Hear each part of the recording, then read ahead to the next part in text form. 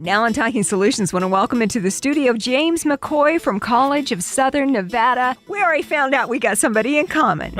We sure do, Terry. Thanks for having me. So nice to sit in the same seat my wife has sat in a couple of times. Lovely Janine McCoy. I saw the name McCoy and I thought, what are the odds? Well, apparently the odds are pretty good. And this is a town that's all about the odds. Isn't that right? So James, what do you do with CSN? I serve as the Associate Vice President for Academic Affairs. And so I get to play in the sandbox with our 2,000 or so faculty and our 35,000 students to make sure they are on a pathway to success as we think about our students and thinking about their careers, as they're thinking about retooling, as they're thinking about right out of high school and what's next. You know, we service so many different needs of our community here in the greater Las Vegas area. So my job is to align curriculum with the workforce and to align an academic pathway that is going to lead to just amazing opportunities for the students here in Southern Nevada. CSN is way bigger than UNLV when it comes to student population.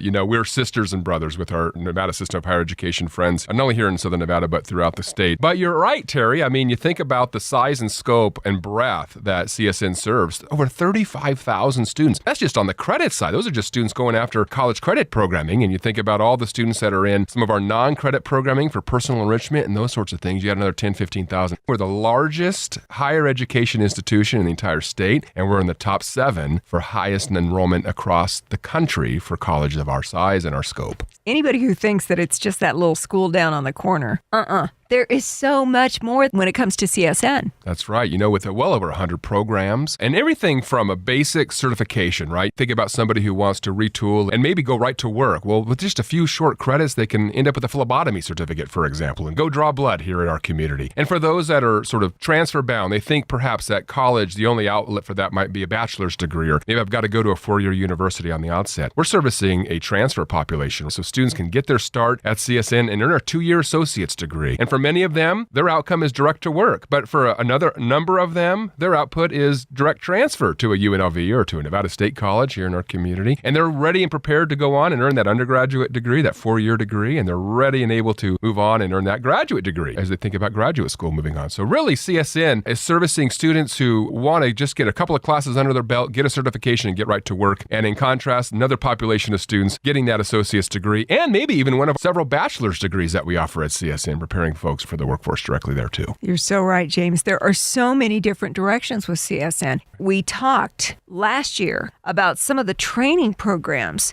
that you guys have, some of which you can earn while you learn and then end up going out into some high demand area like air conditioning or auto repair, things like that. Kids who are getting ready to come out of high school and going, what am I going to do? I don't think I want to go for a 4-year degree. That's not the path to success for everyone. That's right. You think about getting on a career trajectory. Terry, you mentioned HVAC, heating and cooling. And in this town, you think? We're in the right place for that. And you think about maybe 20, 30, 40, 50 years ago, what HVAC training might have looked like. And I tell you, HVAC is not our parents' or our grandparents' sort of gig anymore. Gone are the days where students are being trained how to climb a ladder and get on a boiling roof, right? To really think through fixing an air conditioning unit sitting on top of a roof. That's a small part of it now. But think about all the electrical engineering that is occurring around HVAC programming. And so our students now in our HVAC Center of Excellence are learning all of the electronic components so that they're not only able to service very simple residential kinds of air conditioning units and systems, they're also learning about the commercial grade and servicing a resort corridor, boilers and things like that. Also, you think about the refrigeration that needs to happen in our town, from walk-in coolers at your local convenience store to very, very high-tech and powerful refrigeration units at, say, one of our resorts on Las Vegas Boulevard. HVAC has really turned in a different direction. And I tell you, when you think about HVAC programming, one of my greatest things to talk about is our partnership with Western High School and Clark County School District. We just put into place a beautiful HVAC Center of Excellence. It's at our CSN Western High Tech Center, literally connected to Western High School. And these high school students, along with anyone else from the community, but these high school students in particular, can just walk a few steps into the CSN HVAC Center of Excellence while they're still in high school. Imagine this, earning course after course after course while they're still in high school, eventually earning a certificate and leading to a degree in HVAC. And here's the cool thing. These students are walking out with a certification in HVAC just days before their high school diploma. And guess where they're headed next? Into an incredible salary. These HVAC companies here in our community cannot hire fast enough. And so when these students are walking out at 18 years old with a diploma from their high school and with credentials to be very valued and competitive HVAC employees, that's a huge win. Making really good money. That's right. You think about programs like advanced manufacturing. Again, when we think about manufacturing, our heads kind of naturally go back to decades ago of working in an assembly line, watching these cogs move these machines. And now, goodness, the engineering behind advanced manufacturing is, again, not what our grandparents' manufacturing days are. It's computerized processes, very high tech. And so you think about some of those direct to career opportunities with getting college credentials along the way. It may not mean that traditional four-year degree we typically think of. Technology has had a seismic change for all of us. Broadcasting has changed dramatically. That's right. We're talking digital. Everything is different from when I got into radio decades ago. You were probably working with reel-to-reel machines and carts, right? Yeah, and I was pretty good with that single-edge razor blade and the splicing tape.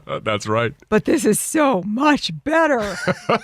And it sounds a lot better too, no doubt. It's wonderful. Technology has changed our lives so much. CSN is so good at partnering with companies all through Southern Nevada. Years ago, when I was involved with Citibank, they were giving opportunities for people to go in and learn Microsoft-related skills, to get more tech knowledge and still retain their careers, but also have a chance to progress forward. That's right. Gone are the days where you have to go to college full-time and you cannot work full-time. Think about the mediums that colleges now offer. You talk about technology in that space. You know, at CSN, a student can complete their entire degree or certificate online. Over 30 of those programs are available completely online and at nights and on weekends. And so you think about meeting the demands of the workforce, folks who are currently working. And for us at CSN, that's well over 60% of our student population who are already working, and they can't give that up, right? I can't go to school and not work is oftentimes the mentality. And you think about all the obligations that our students have. Many of them are parents. They're caring for children or grandchildren. Many of our students are caring for aging parents themselves. So to give up work and feel like I have to do college full-time and that's all I can do, it's not the case anymore. You talk about being sort of a nimble partner with the workforce. Let's look at our healthcare industry. Did you know, Terry, that CSN right now services and provides for 1/3 of our Valley's nurses? So you think about all the clinical experiences that have to occur for our students where they're out there getting the in-the-field training. That's our healthcare industry standing up next to, holding hands with CSN saying, you get them all the academic classroom stuff, and then you send them our way so they can get their clinical sort of practitioner hands-on experience, and then they're employing them upon completion of their nursing credentials, for example. So you're right, Terry, it really is a significant partnership with our community. When business and industry says, hey, we need more of these, can you produce more of those for us? We're out there saying, absolutely we can. You tell us what they need to learn, and we'll work with you in partnership to develop that curriculum so that it's contemporary, so it's nuanced in today's needs, and then that creates a pathway right to the workforce immediately. Company gives you a need, you design the classes to make it happen. That's right. James McCoy is with us from College of Southern Nevada. This school has so many different directions people can go. I almost can't think of someone who can't find a place where they fit with CSN.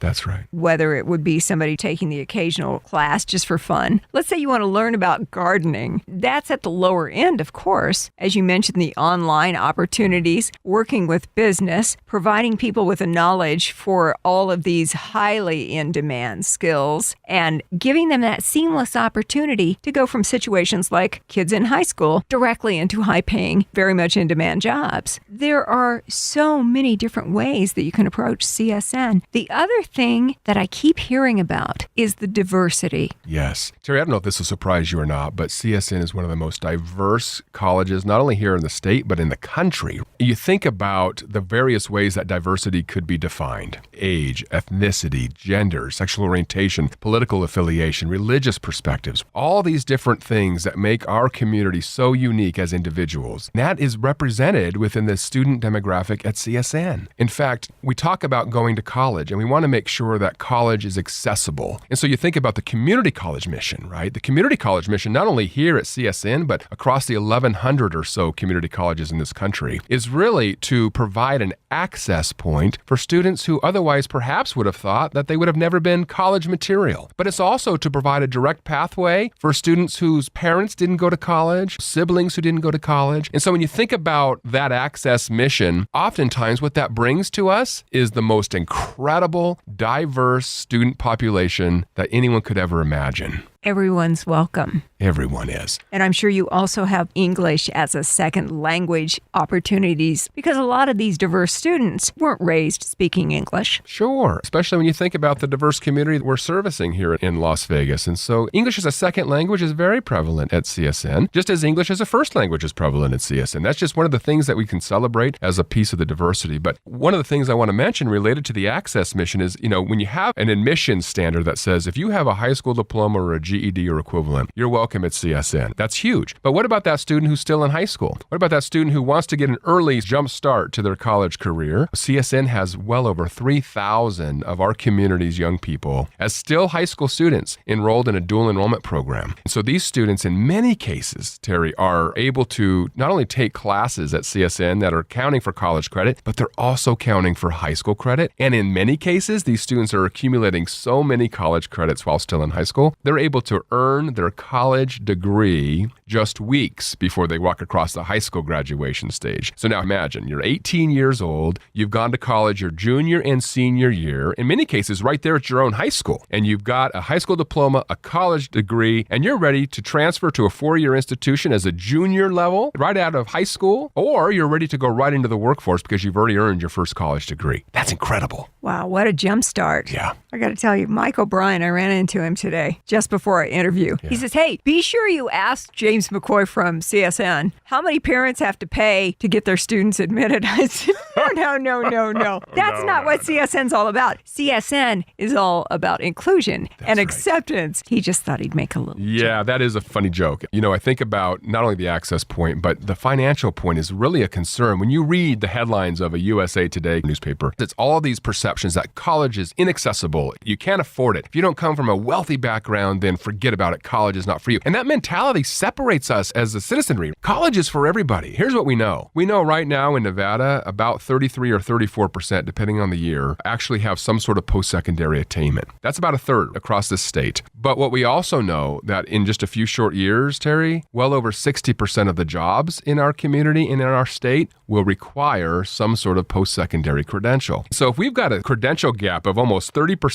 and we know that we want to provide upward mobility for our community, then a college degree or a college certificate is inevitable. It's needed to sustain upward mobility. Our state legislature has heard this loud and clear, doing things like Nevada Promise. Have you heard of this campaign? It's just incredible, where a recent high school graduate right after their senior year can essentially get a scholarship for all of their first 2 years of college. That's access. It doesn't matter how much money you have or how much money your mom or your dad or your guardian has. You have access to college without having to break the bank paying for it. So many different ways to get a reasonable cost of education through College of Southern Nevada. Because you've talked about, let's say, HVAC again, go back to that, working with Western High School, where you're credentialed and ready to go to work right out of school. That's right. Therefore, you have no college expense. That's right. Quite the opposite. Some of the programs that I've heard about will pay you where you earn while you learn. Once again, no cost involved. Right. And when you talk about the shorter length of time for achieving that certificate or that 2-year degree or whatever you're going for, the costs are so much lower. And I know a lot of the stuff that we need to do for those jobs that you referred to just a moment ago, James, in the future, a lot of them have to do with technology. That's right. STEM fields and certificates that are a bit different than the usual college experience, but once again, don't involve the kind of cost that we all think about in our heads for college. That's right. And you think about affordability, but oftentimes you'll hear community colleges say things like, we're the cheapest gig in town, come to our college, it's affordable. But make no mistake, sometimes as humans, we sort of connect affordable or less expensive or the dreaded word cheap with less than. The quality must therefore be less than. You get what you pay for. In this case, that couldn't be farther from the truth in terms of a quality standpoint. Let me give you a couple of examples. You think about teacher to student ratio at CSN. One faculty member to, say, 25 students in a classroom. When I went to community college myself, that was the ratio. And when I transitioned to the four-year university for my bachelor's degree, that ratio went from 1 to 25 to 1 to 200 in some cases. And so the faculty at CSN know their students' names because they're one of 25 in that class. When I was teaching at the university in California, I had 250 students in a very large lecture hall. If I was able to learn everybody's first name in that class and then compound that by 4 classes, it's 1,000 students in a given semester. I don't have that many brain cells. How do you do it? At CSN, it's not the case. It's affordable, but the quality is still there. Our faculty are PhD prepared in many cases, just like the university experience. Here's the crux. Our faculty are designed to be teachers first. They're researchers second. Now, research is incredibly important, right? From an advancing of the academy sort of approach and for solving the world's problems, no doubt about it. And that's certainly a major agenda point for our four-year universities. But at the community college, teaching comes first. Our faculty and our professors are there for their students first. Their research agenda as scholars in the field comes second.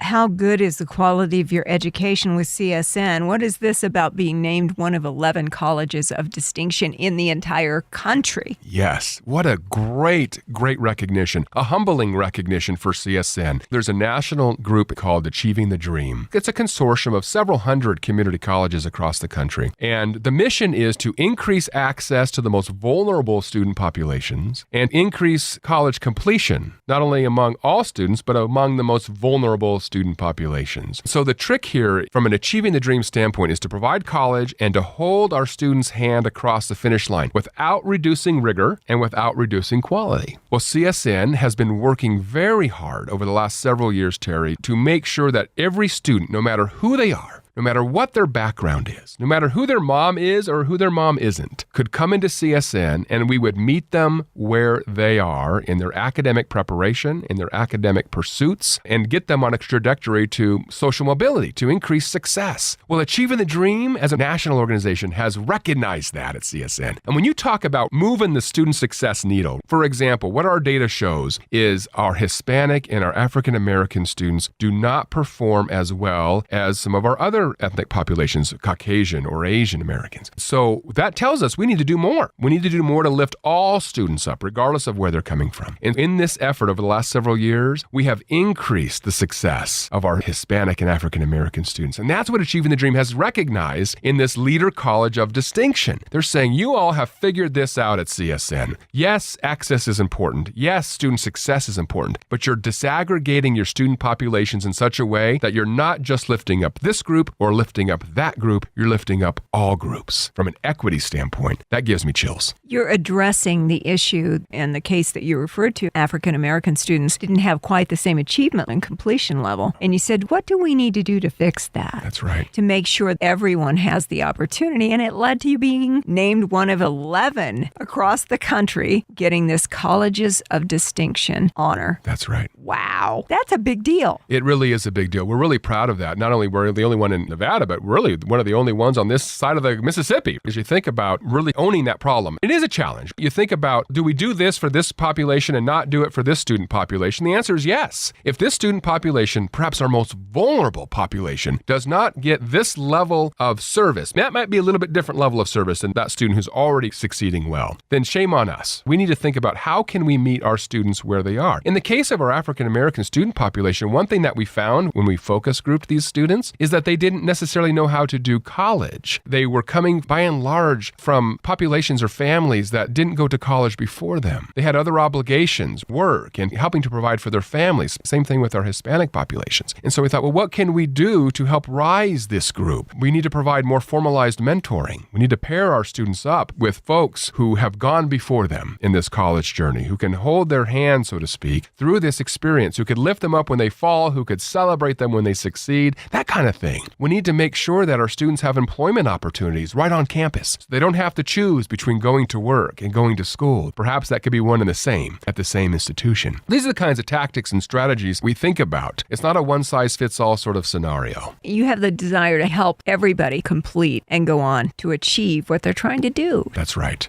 James McCoy is with us from CSN, the College of Southern Nevada. We're going to have links and everything on the Talking Solutions Facebook page, and like always, with a podcast of today's discussion. James, the coolest thing I believe about College of Southern Nevada is it's not stuffy. It doesn't feel like an institution. It's a friendly, welcoming, inclusive place where we're all here for the same purpose, to learn, and it makes it so easy. Yeah, we have a mantra at CSN. It's very simple. If our mission was packaged into 2 words, it would be students first. And so as we think about everything that we do, every investment that we make in money and in time, we ask ourselves this question: does this put students first? If we do this, will it advance our students first mission? And if the answer is an overwhelming yes, and it's a no-brainer, and if we start to question whether or not it's a yes, then we take a step back and think, maybe this isn't exactly what we need to be doing. You know, at CSN, our faculty will reference this more than anyone. It is our students have names, our students have stories, they're not numbers. It's so easy to count. There's 35,000 students. How could I possibly be recognized by name? Well, when you talk about the student-to-teacher ratio that we have, or you talk about the small time feel, even though we're a huge institution spread out over 3 campuses and several learning centers across this valley, you're still a unique human being with a name, with a story. And we celebrate that story piece because how do we know how to best provide service that's individualized attention if we don't know what their backgrounds and what their stories are, right? Seems like the thousands of instructors that are part of CSN, they're a big part of that puzzle because they're the ones with the small student-to-teacher ratio. That's right. Who get to learn the first names of all the students, who get to know those individual stories and guide them to where they need to go. That's right. Our faculty are our gems who are seeing and integrating with our students every single day. We've got the best faculty across this country right at CSN, nationally recognized faculty, and we have a diverse population of faculty. So students will see themselves in their faculty in one way or another. It's incredible. Well, you had asked me before we started our discussion if we had interns. Our intern from CSN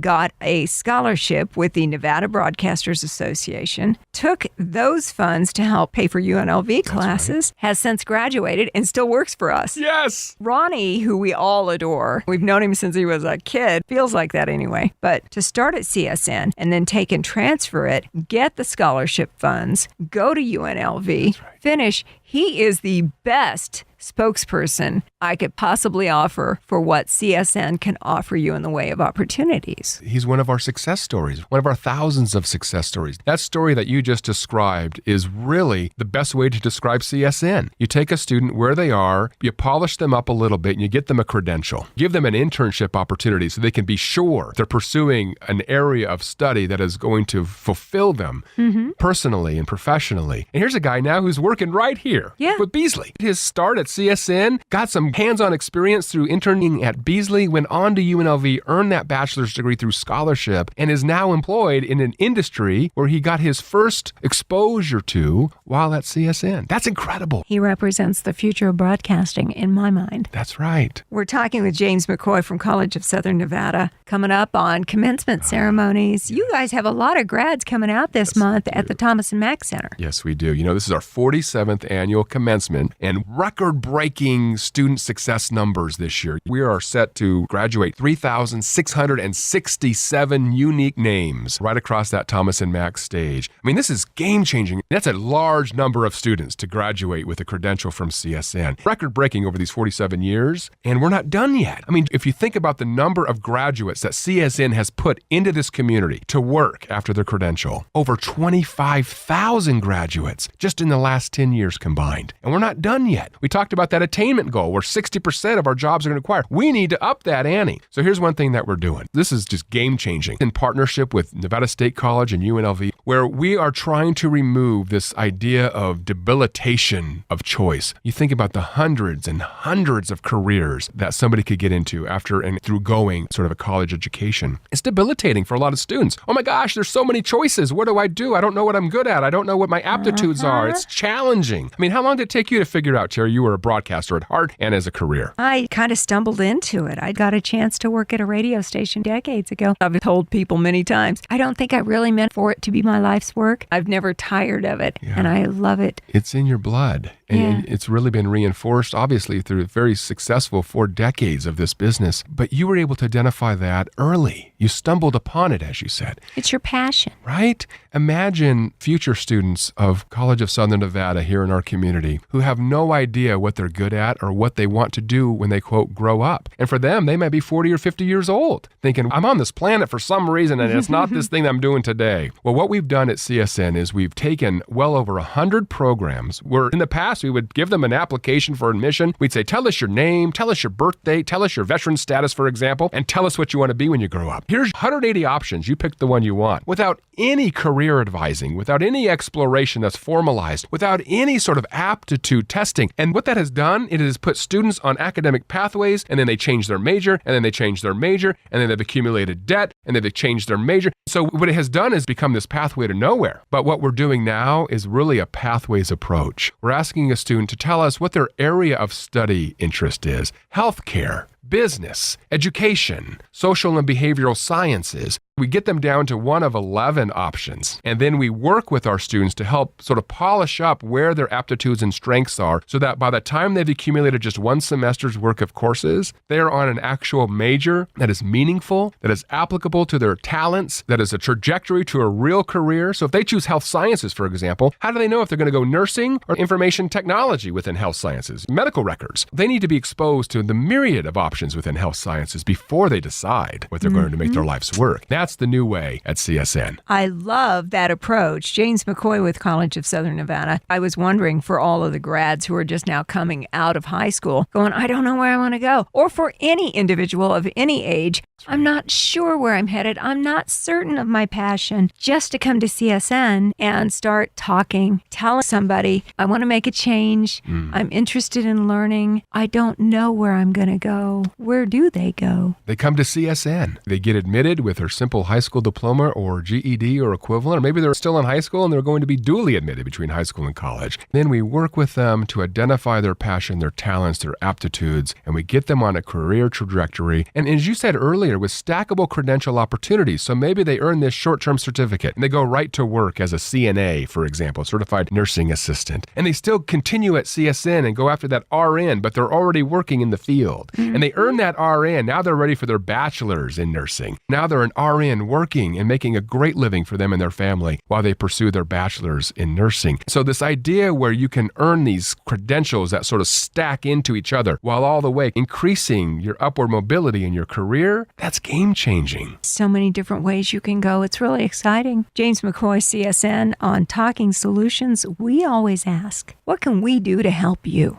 That's a great question. I was hoping you were going to ask me that question, Terry. We are the community's college. We're a community college. We're the community's college. And so what we really want to see is upward mobility in all of our community. And so if a listener right now is thinking that college was never for them, or they have a niece, a nephew, a kid, a grandkid, a mom who thought college was never for them, one of the things that this community, our listeners today, could do is to encourage those they know that are in this sort of space where they're just not happy with their life, their job, their career, their educational path previously. We ask our listeners to just remind them that CSN is a home for everybody. It's the community's college. The other piece of this, I would say, is we've got a thriving CSN foundation. You know, college costs money. Although we've talked today that CSN is the most affordable gig in town for higher education, there are still some students who don't have the means to be able to attend college. And so if our listeners are in a position right now to be able to philanthropically donate to student scholarships where they know that money is going directly to impact a student at CSN to advance their trajectory for them and their families, that would be a welcomed response. Help our community all the way around. csn.edu.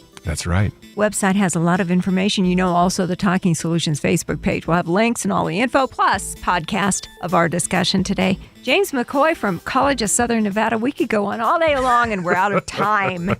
You'll just have to come back and visit. That sounds like a plan. Thanks so much, Terry, for having me today. Thank you for joining us on Talking Solutions. Talking Solutions is a production of the Community Relations Department here at Beasley Media Group Las Vegas. Get more information on today's topic on our Talking Solutions page on Facebook, where you will also find links and a podcast of today's show. Thanks for listening, and have a great week.